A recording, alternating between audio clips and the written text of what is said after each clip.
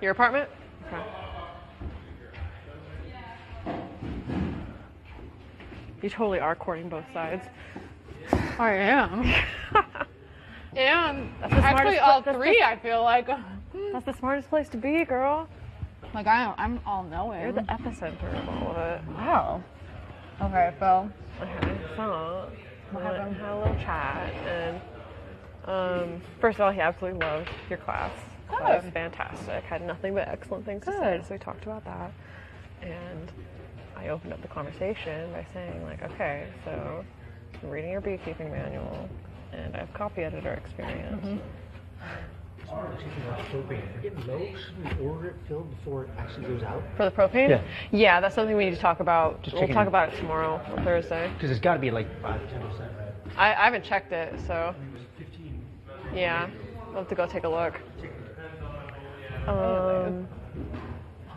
Anyway, screw reality and boring things to worry about. I don't know. And I was like, okay, well, I'm going to trade with you. Like, I will copy edit your beekeeping manual if you'll bid on me in the data auction, you know. Yeah.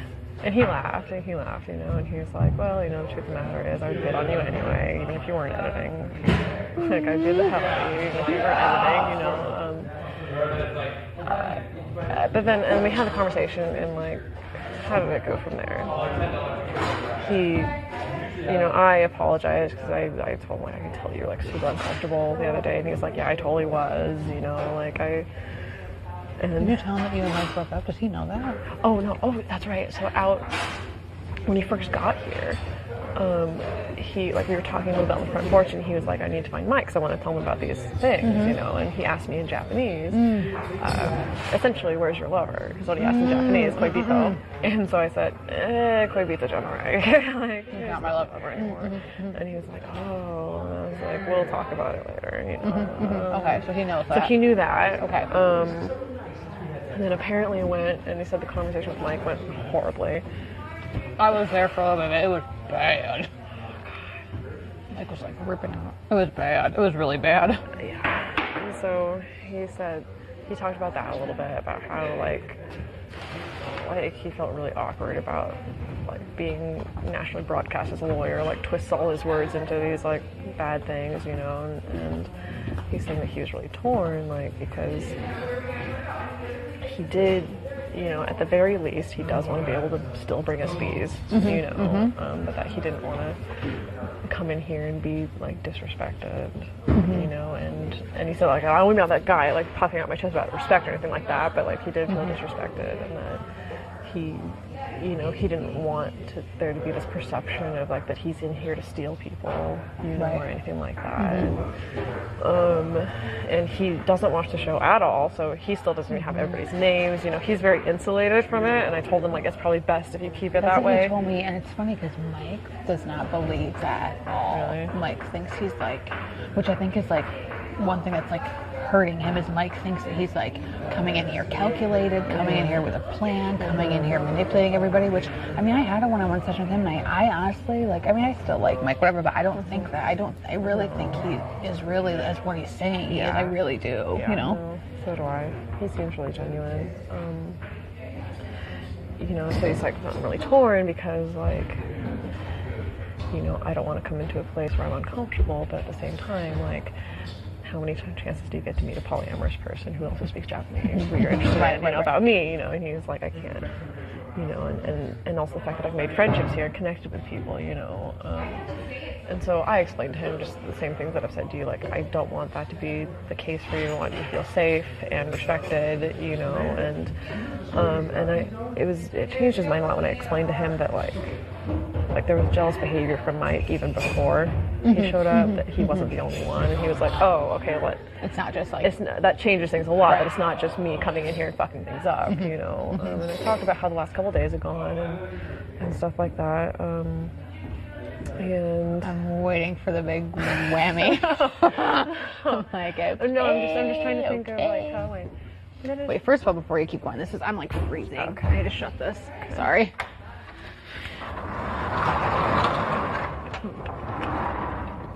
Okay, sorry, go ahead. You know, and he's like, okay, that's fine. I feel a lot more comfortable with that. And I know now, like, I still want to come back and I'll maybe avoid talking politics, you know, for the sake of not being perceived in a weird way or whatever. But I'm fine coming back to that. And I explained to him, also keep in mind, like, you have a lot more support here than you have not. You know, you have like 1 or 2 people who really hate your guts. Well, I didn't say that, but for the most part, it's more people who are fine. I really like him. I think he's who either really like you or neutral, whatever, who do want you to hear. You know, just keep that in mind. And so I felt a lot better about that. We talked a little more about other stuff, and it was good. And then I walked him out. We talked a little bit more in Japanese. And then he started walking away, and then I remembered that I had grabbed some soap for him. You're like making me so anxious.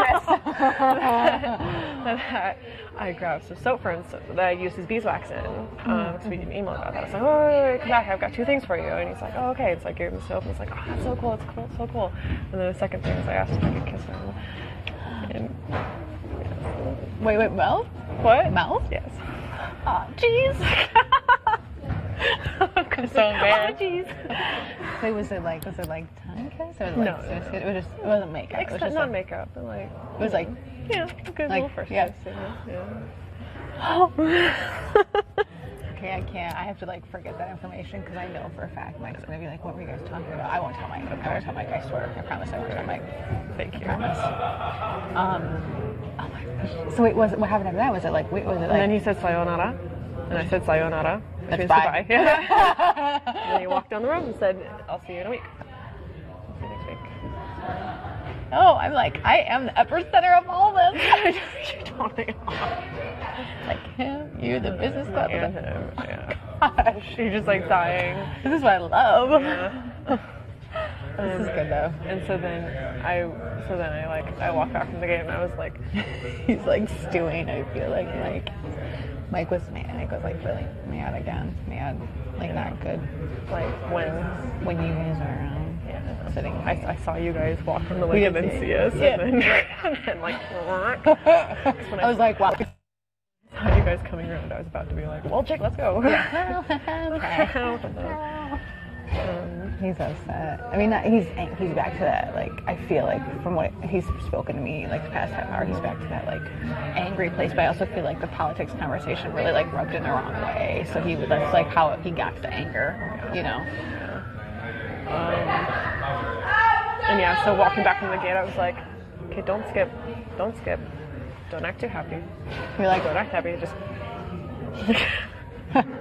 You're like struggling. Yeah. Anyway, so that's that. So you'll see him on Wednesday. I'll see him on Wednesday. And I'm hoping.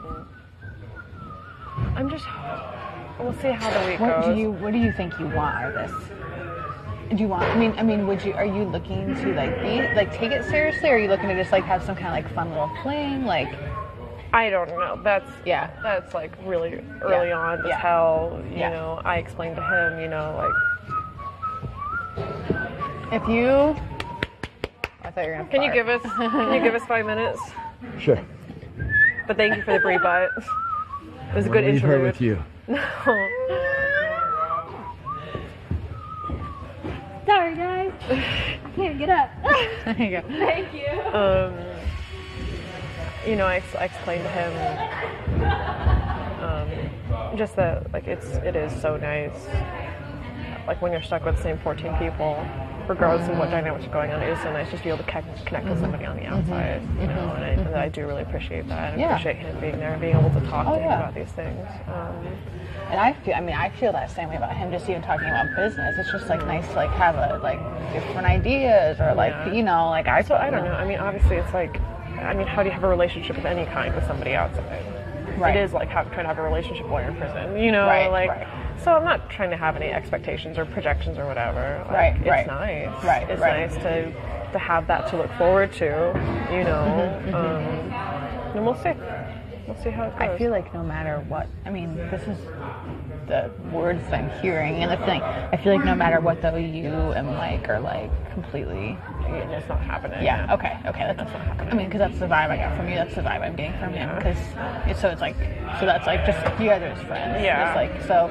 Either way, now this is just like this is not, which is, it frees you up because now you're not making decisions based on like anymore. You're just making decisions based on what you want to do, you know?